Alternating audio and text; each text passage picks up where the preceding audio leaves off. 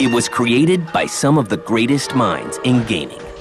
Well, Keiji Inafune is best known for his Mega Man series. He's put in a lot of time and effort into his Mega Man games. And built upon a genre made famous by evil. Onimusha really extended the Resident Evil formula or the template. Its creation rivaled the production of Hollywood movies. Onimusha's budget was huge. We actually tried to do something that had never been done before. I figured this was a game that really needed music on a large scale. It really needs something powerful. It looks real when you see it, and it looks like a Hollywood film. But the road wasn't always clear. He wanted a real epic feel to the game, and he really didn't think the PlayStation was powerful enough. But they overcame those obstacles, and its success was huge. It's this very cool universal game that most games don't really have. It was one of the first million-selling games on the PS2. This is how a gaming dynasty was created. This is the history of Onimusha.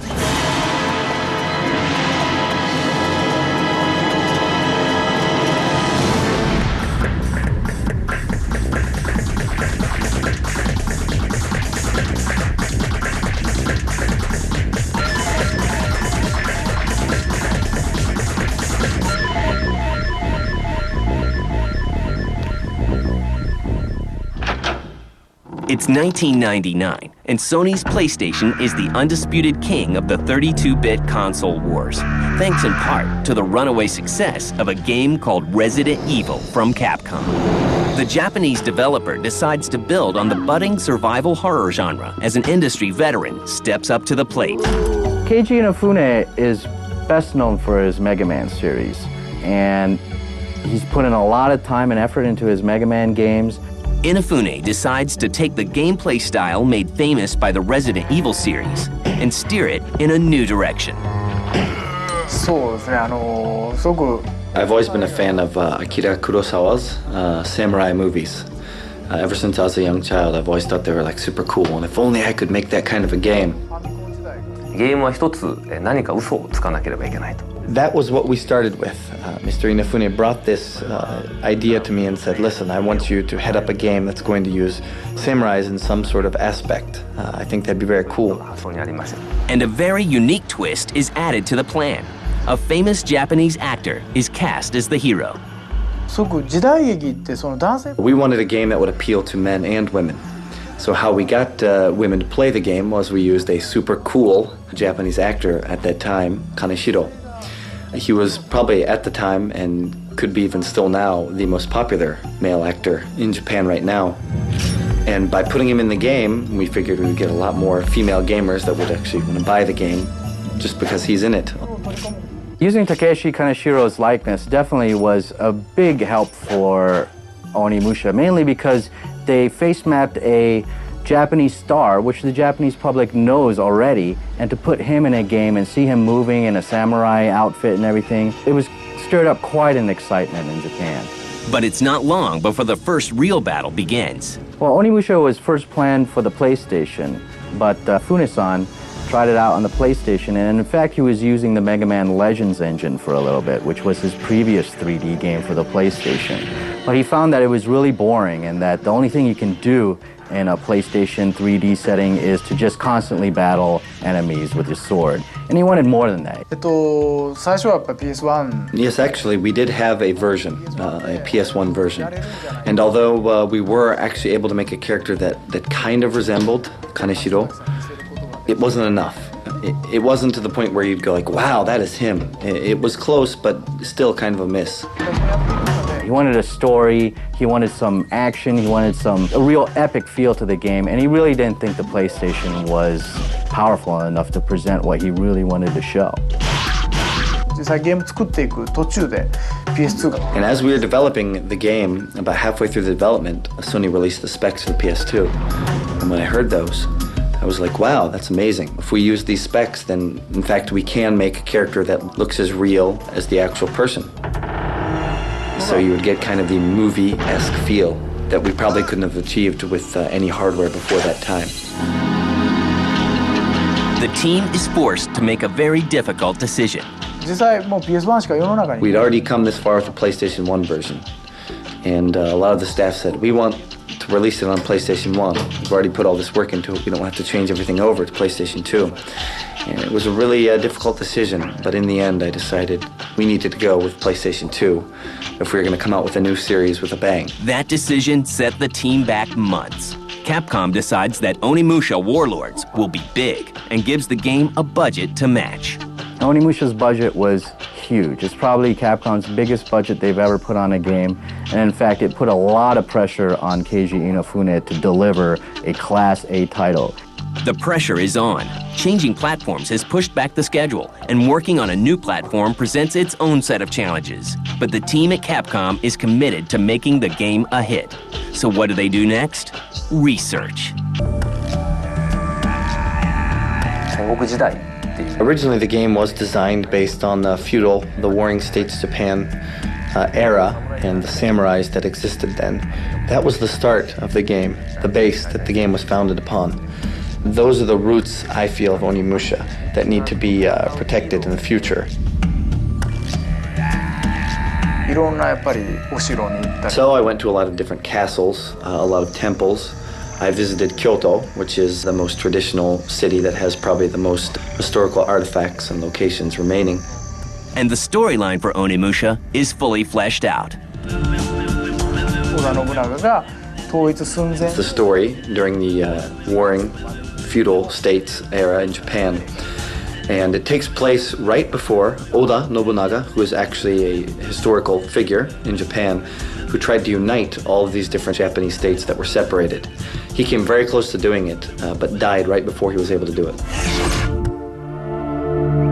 So what I did was I took that as the main backdrop for the evil villain of the game. Oda Nobunaga makes a pact with the devil to come back to life.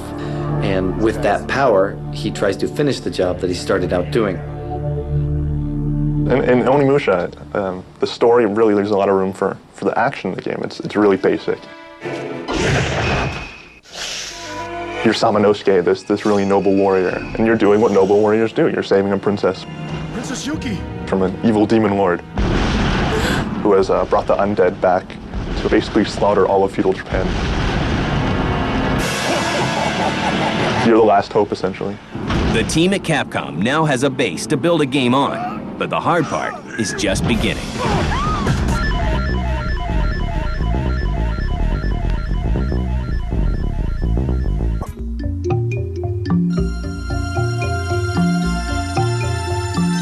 By late 1999, Onimusha begins taking shape. Resident Evil fans who have heard early previews for the game are growing more and more excited about Capcom's new offering. I was a big fan of survival horror, and then this really cool feudal Japan world was inserted into that Resident Evil mold, and that really turned me on.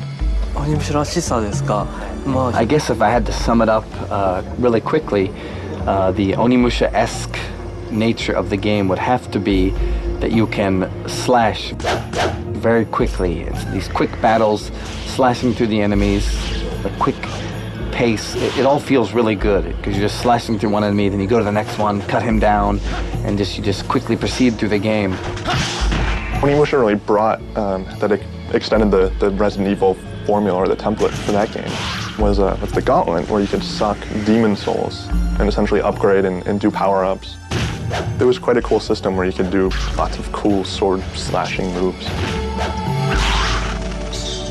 To give Onimusha a truly cinematic feel, Capcom pushes the envelope of game production. We actually tried to do something that had never been done before. I figured this was a game that really needed music on a large scale.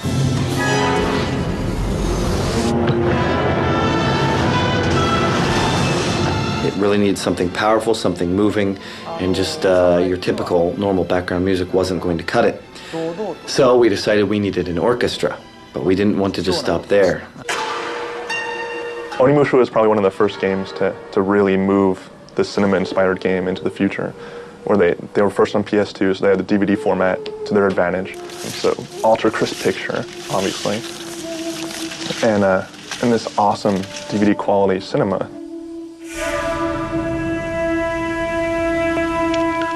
because they went to the masters. They went to people who actually made movies to do this. And you had the Kurosawa films, the old 1960s, 1970s black and white samurai flicks that really inspired this. And you combine that with this really cool, visceral action game.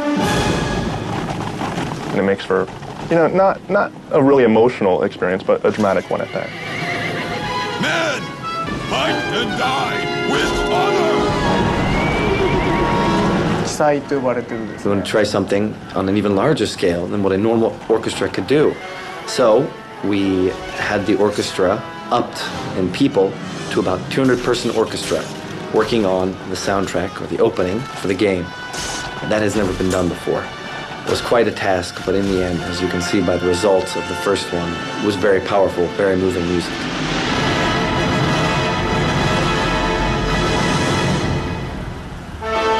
The score in Onimusha, it really brought out the cinematic appeal. It really lent itself to that cinema quality of game. And the composer they find is every bit as unique as the game they're making. We actually decided to use a man named Samura Goichi. And this Samura Goichi is someone who's actually very established, known, talented in Japan. He's worked on several movies. He is a very capable person. He is hard of hearing, and to come up with such an epic score like that for Onimusha is just unfathomable. Onimusha Warlords comes out on March 14th, 2001, and Capcom gets the blockbuster it wants. It becomes the first PlayStation 2 game to sell over 1 million copies and hits 2 million copies in a year, and critics are ecstatic. Yes, it was one of the first million-selling games on the PS2. This way, sir. And it is absolutely incredible. I mean, it looks real when you see it, and it looks like a Hollywood film when you see it. You follow them through the other way. Understand. It had the fixed backgrounds, obviously, so you're running around in the same world where it was a very grim, very, very sinister universe. But then it added a lot more action to it. You weren't really limited in your bullets because you had a sword, and you could slice up demons. So it made it a lot more visceral, a lot more fun. Onimusha was just pure, exhilarating fun.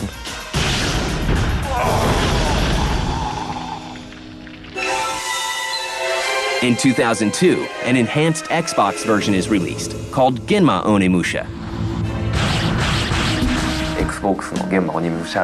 I was also the producer on Genma Onimusha, and with that, one of the things that the game got criticized for was being too hard. Samanosuke, what is this? We didn't mean to be mean to the players. We didn't mean to frustrate the different players that had bought our game, but we did want to challenge them. Whenever we make a game, we try and have fun with it, make it an enjoyable experience. But whenever we challenge the player, we want to have fun with that too. But the next move will be a full sequel. The name of this new game will be Onimusha 2: Samurai's Destiny. Usually sequels should be better than the originals, although often they aren't. But with Onimusha 2, we had to maintain the Onimusha-esque nature of the game, yet at the same time have something there that would make the fans really say, wow, this is even better than the first one. Trying to get that in the right combination sometimes is quite difficult.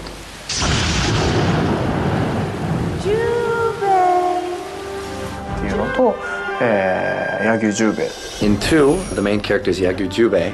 He also stands against Oda Nobunaga. And once again, a famous movie star is used as the main character. But this time, the choice of actor presents a unique challenge. Actually, with Onimusha 2, the main character was based on a famous Japanese actor named Yusaku Matsuda. Unfortunately, he passed away due to cancer quite a while ago, so we couldn't actually have him wear the motion capture suits and actually film him walking. Actually, his last movie that he did was Black Rain with Michael Douglas. And after he did that movie, he passed away, and he was a huge star in Japan. So we used someone who had kind of a similar build. We used them in the motion capture and then animated the rest around those images. And to face map him and to put him in a recent modern game, it was just unheard of. It was both controversial and exciting at the same time. But when people saw the final result, it was a formula that worked.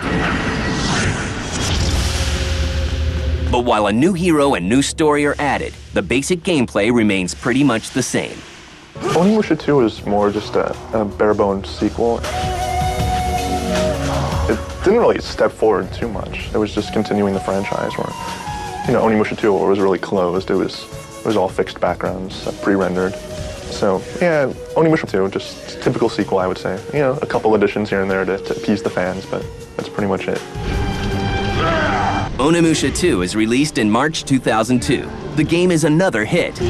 In Japan, it sells 1 million copies in only 3 weeks. But some gamers aren't totally satisfied. Unfortunately, it used pre-rendered backgrounds, which are famous in the Resident Evil series as well. A lot of Americans didn't like it because America is a country where you need to have full 3D polygons in order to hit it big with an action game.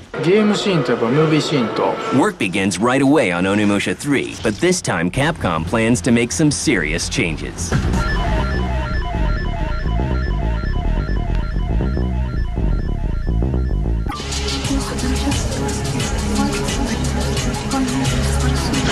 By 2003, Onimusha and Onimusha 2 are both hits, but critics aren't happy with what they consider to be a lack of innovation in the series.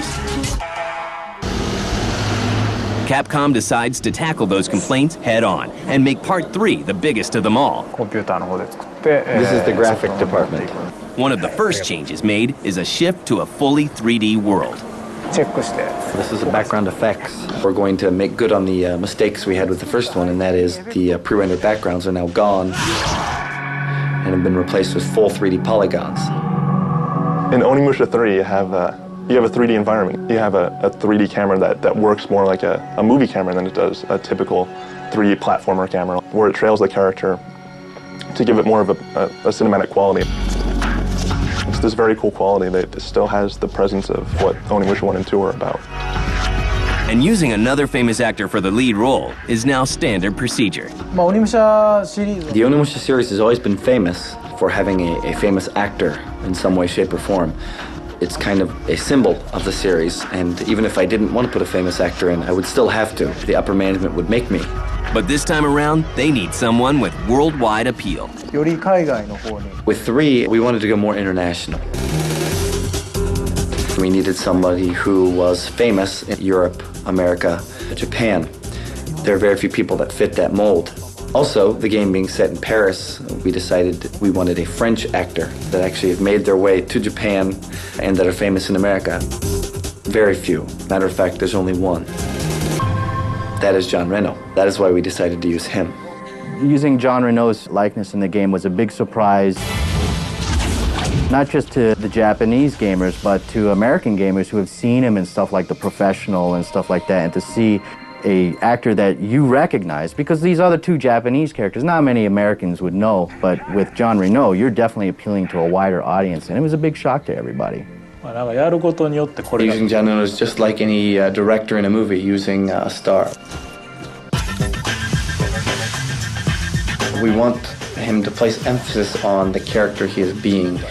Jean Reno is maybe a hook, a selling point, something that can get people to buy the game, and initially when they play the game, they realize, hey, I'm being Jean Reno. But that's only for about the first 5 minutes, and later we want them to actually get into the story as this character, Jacques Brun. In Part 3, Jacques Brun teams up with Samanosuke from the first Onimusha to bring an end to the threat of Nobunaga once and for all. 3 takes place using the same character that was in number 1, Samanosuke. And Samanosuke follows Oda Nobunaga all the way to Honnoji Temple. He tries to finish this long climactic battle. So number 3 wraps it all up as Samanosuke fights Nobunaga for the final time. To bring these 2 heroes together, a little bit of science fiction is brought into play. You have this little time travel element.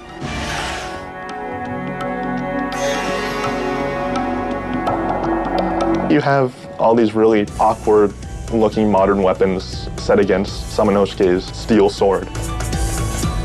It's kind of a cool element, bullets versus steel, old versus new. You have the whole French angle, and then the feudal Japan angle, modern-day settings. It's this very cool universal game that most games don't really have. But this is really dynamic. The Onimusha franchise has worldwide appeal. There's that stigma with Onimusha where it transcends language barriers, and the fact that they use this famous Japanese actor who happened to be dead really made it hit home with Japanese audiences. And like maybe that didn't really matter to American audiences who were playing the game. Capcom capitalizes by introducing more games like Onimusha Tactics and Blade Warriors, a 2D fighting game. And then you have the Onimusha, license, which is going to be made into a movie supposedly in the next couple of years. While they say Onimusha 3 is the last true sequel to the franchise, it seems like something that will keep going on and on and on. It's Capcom. They'll figure out a way to keep it going, even if they say this is the last game. And Onimusha's influence lives on. Its gameplay is copied by other developers. Actually, one of the features that we are kind of proud of in the game, we have the little sub-quest in the game called the Makukukan. Won't you go to the Dark Realm? If you're going to translate that, it would be something like Magic World or Underworld. As you proceed through the game, you're given the option to go down in these little sub-quests, but you don't have to. I hope you come back alive. Giving the users a chance to either do that or not provides a little more variety to the game. We have seen with some other games that have come out quite recently, even including the new Zelda. And actually, we are very surprised that that section of the game would influence so many other different games in the way that it has. Most of the artists, the sound designers, most of the people that come to Capcom are all people that have a lot of pride in their work. They have a specific image that they want to go by, that they want to create, and they're not going to stop until it's perfect. These people are in charge of designing the motion for all the characters. Most people would think that motion designers are always men, but as you can see, here's a female motion designer right here. She's actually very good. This is where they make the effects for the game. And as you can see, there are two beautiful women right next to me that are working. And here's another beautiful woman.